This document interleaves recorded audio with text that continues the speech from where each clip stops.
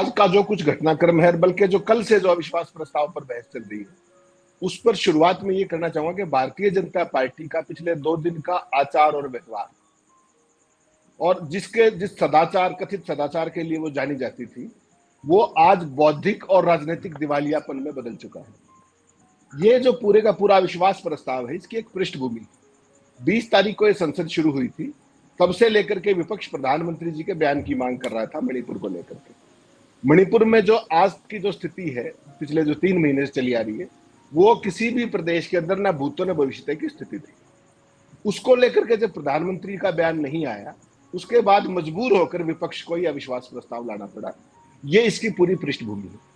और पिछले 2 दिन से भारतीय जनता पार्टी के जितने भी वक्ता बोले पूरे अविश्वास प्रस्ताव को लेकर, क्योंकि 90% फोकस जो है, जो भी दूसरे विपक्षी दलों का जो फोकस है, वो मणिपुर और मणिपुर के घटनाक्रम, जो दुर्भाग्यपूर्ण घटनाक्रम, उस पर बातचीत है। आपने अब तक कितने भारतीय जनता पार्टी के नेताओं को अब तक के अविश्वास प्रस्ताव की बहस में 2 दिन में मणिपुर पर बोलते हुए देखा? सवाल है कि बिल्कुल साइड स्टेप कर गए और बड़ी बेहयाई के साथ जिस तरीके की वो बातें कर रहे हैं, वो अपने आप में मतलब अप्रत्याशित है। जहां तक राहुल गांधी की आपने बात की, राहुल गांधी ने आज अपने भाषण में सरकार की धज्जियां उड़ा दी। और धज्जियां क्यों उड़ा दी? जिस तरीके से भारतीय जनता पार्टी की राहुल के भाषण में बहुत सारी फॉल्ट लाइन्स आज सामने आई। सबसे बड़ी फॉल्ट लाइन क्या आई कि राहुल गांधी ने जिस कथित राष्ट्रवाद की फसल जो भारतीय जनता पार्टी संघ परिवार काट रहा है लगातार, उनके पिच पर जाकर, उनके घर में घुसकर उस कथित फर्जी राष्ट्रवाद की नाभि पर वार कर दिया, ये कह करके कि आपने भारत माता की हत्या की, आपने हिंदुस्तान के एक मणिपुर अविभाज्य अंग को 2 टुकड़ों में बांट करके आपने भारत माता की, हिंदुस्तान की हत्या की। इन शब्दों पे किसी में मतभेद हो सकता है, लेकिन इससे सच्ची बात नहीं हो सकती। अब इसके जवाब में देखिए भारतीय जनता पार्टी कहां उतर आई। उनके पास कोई जवाब नहीं है मेरिट पे, उनके पास कोई नैरेटिव नहीं है। तो वो कभी तो फ्लाइंग किस पे चले जाते हैं, कभी कश्मीर पे चले जाते हैं, कभी पंजाब पे चले जाते हैं, कभी दिल्ली के दंगों पे चले जाते हैं, और तमाम तरह के जो वो है। इस पूरे घटनाक्रम 2 दिन के ने दिखाया कि भारतीय जनता पार्टी के पास आज जो पार्टी वक्ताओं के लिए जानी जाती थी, उसके पास कितना बड़ा टैलेंट डेफिसिट है। उसके पास वक्ताओं की ही कमी हो गई है, और मुद्दों की कमी है, अपने जवाबों की कमी है, और 9.25 साल के शासन में उनके पास गिराने के लिए कुछ नहीं है, केवल लफाजी है।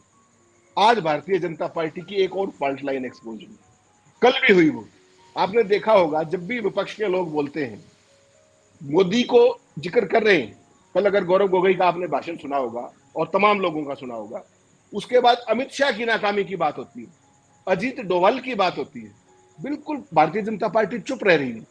लेकिन जैसे ही अडानी का नाम लिया जाता है, कल गौरव गोगोई ने जैसे ही नाम लिया, या आज नरेंद्र अपने क्या नाम है, राहुल गांधी ने जो नाम लिया, और तमाम वक्ताओं ने जिसने भी अडानी का नाम लिया, आपने पूरे भारतीय जनता पार्टी का रिएक्शन देखा क्या? पूरे संसदीय दल का। और चेयर भी अनकंफर्टेबल थी उसकी उस टिप्पणी पर। क्यों? ये रिश्ता क्या है? ये भारतीय जनता पार्टी की वो फॉल्ट लाइन है जिसको नरेंद्र मोदी नहीं संभाल पा रहे हैं, जिसको भारतीय जनता पार्टी एड्रेस नहीं कर पा रही है, क्योंकि उनके पास क्रॉनिक कैपिटलिज्म के आरोप पर जवाब नहीं है। पहली बात तो ये है। दूसरी बात ये है कि आज जब राष्ट्रवाद का झंडा उठा रहे थे तमाम भारतीय जनता पार्टी के वक्ता, आपको जानकर हैरानी होगी, आज जो है भारत छोड़ो या तो क्विट इंडिया मूवमेंट का भी दिन है, 81वीं की वर्षगांठ। आपको पता है सुबह बॉम्बे में क्या हुआ? आज महात्मा गांधी जी के प्रपौत्र तुषार गांधी को 3 घंटे तक थाने में बिठाया गया। शांति यात्रा निकाल रहे थे वो, और उनको परमिशन नहीं दी गई, और ये कहा गया कि आज आपकी इस शांति यात्रा से लॉ एंड ऑर्डर की प्रॉब्लम हो सकती है। जब नूह में दंगे होते हैं तो उसी दिन, उसी गर्म स्पर्ट के अंदर, स्पर्ट ऑफ द मूवमेंट, जब पूरा चार्ज एटमॉस्फेयर था, विश्व हिंदू परिषद और तमाम इनके जो संगठन हैं, उन्होंने 23 जगह पर यात्रा निकाली। सुप्रीम कोर्ट ने भी इस पर रोक नहीं लगाई। और तुषार गांधी भारत छोड़ो आंदोलन के दिन पे, करो या मरो के दिन पे यात्रा निकालना चाहते हैं, और भारतीय जनता पार्टी समर्थित सरकार वहां पर उनको 3 घंटे तक थाने में बिठा के रखती है। ये इनका राष्ट्रवाद।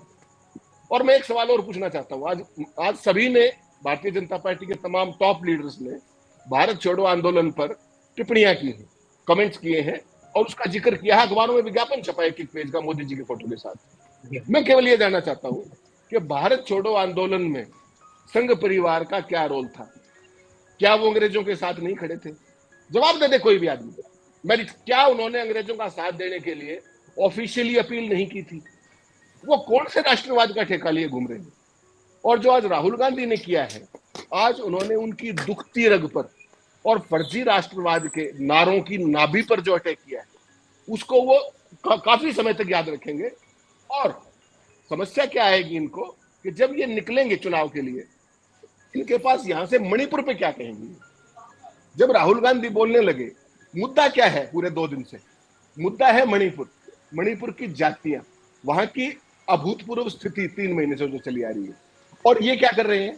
ये राहुल गांधी पर वार कर रहे हैं, ये कांग्रेस की नाकामियों पर वार कर रहे हैं, ये सारे विपक्ष पर वार कर रहे हैं, भ्रष्टाचार पर वार कर रहे हैं, परिवारवाद पर वार कर रहे हैं। कभी पीछे मुड़कर देख लो आपके साथ कितने परिवारवादी बैठे।